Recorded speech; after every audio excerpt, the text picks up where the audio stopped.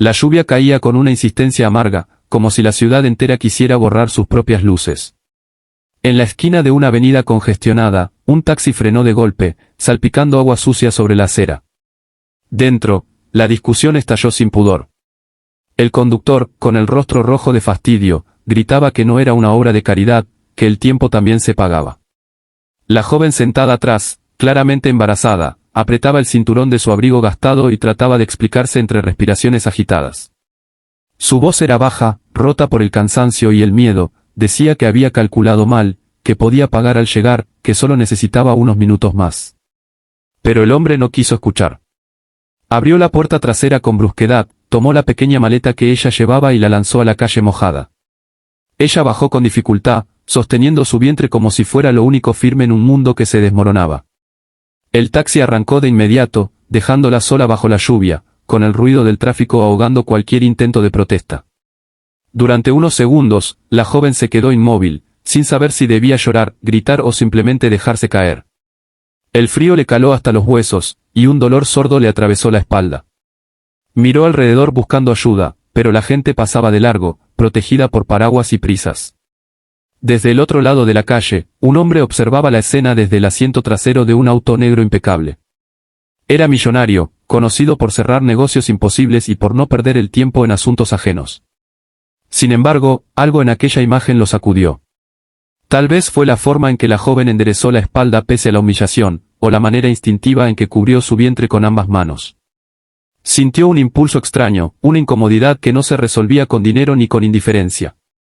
Antes de que el semáforo cambiara, abrió la puerta de su coche y bajó a la calle. La lluvia lo empapó de inmediato, pero no le importó. Se acercó despacio, sin querer asustarla.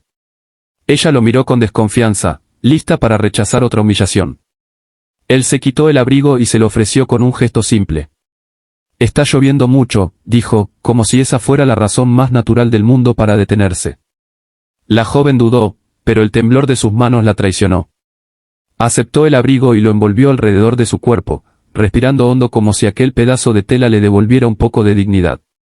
Le preguntó si estaba bien, si necesitaba ayuda. Ella tragó saliva y negó con la cabeza al principio, por orgullo o por miedo. Luego, como si el cansancio se impusiera, confesó que no tenía a dónde ir esa noche, que había perdido su trabajo y que el dolor que sentía no era normal. Sus palabras salían atropelladas, mezcladas con disculpas que nadie le había pedido. El millonario escuchó en silencio, algo que no solía hacer. No interrumpió, no ofreció soluciones inmediatas. Simplemente estuvo allí. Cuando un espasmo más fuerte la obligó a apoyarse en la pared, él reaccionó. Le dijo que subiera a su coche, que la llevarían a un lugar seco y seguro. Ella dudó otra vez, mirando el auto lujoso como si no perteneciera a su mundo. Pero el dolor y el frío vencieron su resistencia. Con cuidado, la ayudó a entrar. Al cerrar la puerta, el ruido de la lluvia quedó afuera, y por primera vez en mucho tiempo, la joven sintió que no estaba completamente sola. El interior del coche era cálido y silencioso, un contraste casi irreal con el caos de la calle que acababan de dejar atrás. El motor avanzaba con suavidad, y el sonido constante del limpiaparabrisas marcaba un ritmo hipnótico. La joven permanecía sentada con rigidez, las manos entrelazadas sobre el vientre, como si temiera que en cualquier momento todo aquello desapareciera. El abrigo del desconocido todavía conservaba su aroma, una mezcla sutil de cuero y algo más difícil de definir, quizás seguridad. Cada tanto, respiraba hondo para contener un nuevo espasmo de dolor, sin querer parecer débil frente a alguien que acababa de conocer. El millonario la observaba de reojo, intentando no invadir su espacio. Estaba acostumbrado a controlar situaciones, a dar órdenes claras y recibir resultados inmediatos, pero ahora se sentía torpe, fuera de su territorio habitual. Le pidió al chofer que se dirigiera al hospital más cercano, el mejor de la ciudad, y luego guardó silencio. No quería interrogarla ni hacerla sentir en deuda. Sin embargo, la tensión en el aire era evidente. Finalmente, fue ella quien habló, con voz suave, casi apagada, agradeciéndole por haberse detenido. Dijo que la mayoría de las personas miraban hacia otro lado, que no esperaba ayuda de nadie. Él respondió que a veces uno solo necesita que alguien frene un momento. Sus propias palabras lo sorprendieron.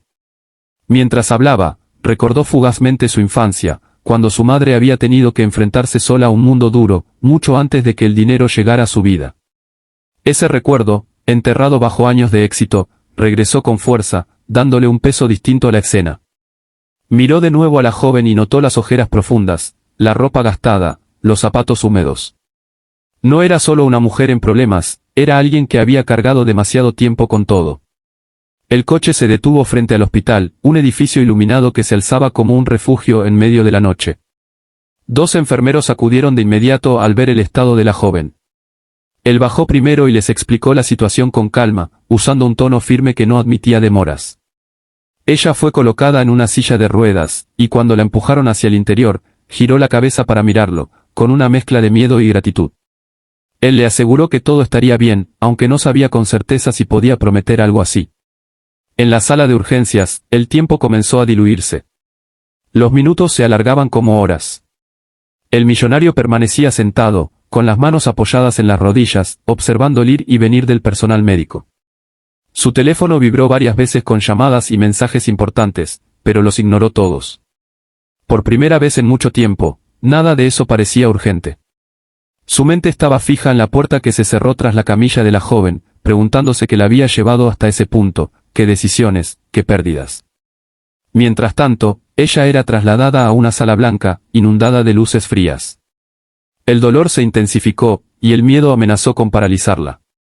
Pensó en las noches sin dormir, en los rechazos, en la vergüenza de pedir ayuda.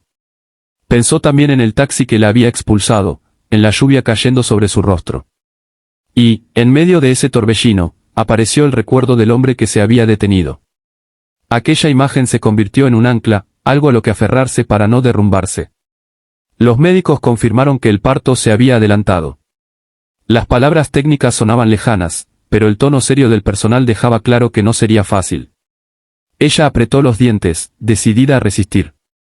Cada contracción era una batalla, y en cada una repetía para sí misma que no estaba sola, que alguien había visto su dolor y había decidido no ignorarlo. Esa certeza, tan simple, le daba fuerzas inesperadas. Horas después, el millonario fue informado de que el proceso avanzaba. Le permitieron quedarse cerca, aunque no podía entrar todavía. Caminó por el pasillo una y otra vez, sintiendo una inquietud que no recordaba haber experimentado ni siquiera en los momentos más críticos de su carrera. Comprendió que, sin buscarlo, se había involucrado de una forma profunda, humana. No sabía qué pasaría después, ni qué papel tendría en la vida de esa mujer, pero algo dentro de él ya había cambiado. La espera, cargada de silencios y luces blancas, marcaba el inicio de una transformación que ninguno de los dos había previsto. El llanto del recién nacido rompió el silencio del pasillo como un sonido puro, casi sagrado.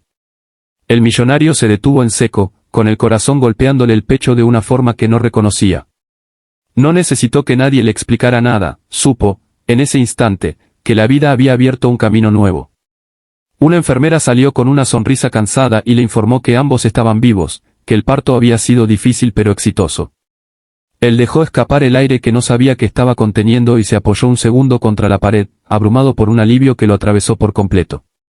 Minutos después, le permitieron entrar.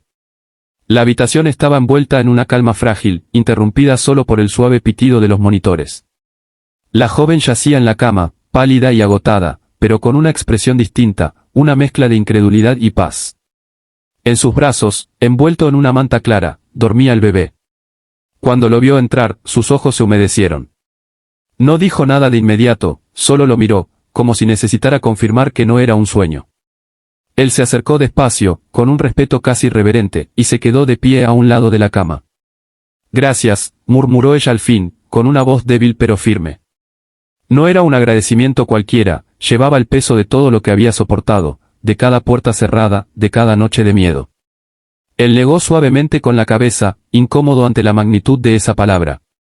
Dijo que no había hecho nada especial, pero mientras hablaba se dio cuenta de que no era del todo cierto. Había elegido detenerse, había elegido mirar, y esa decisión había cambiado algo profundo.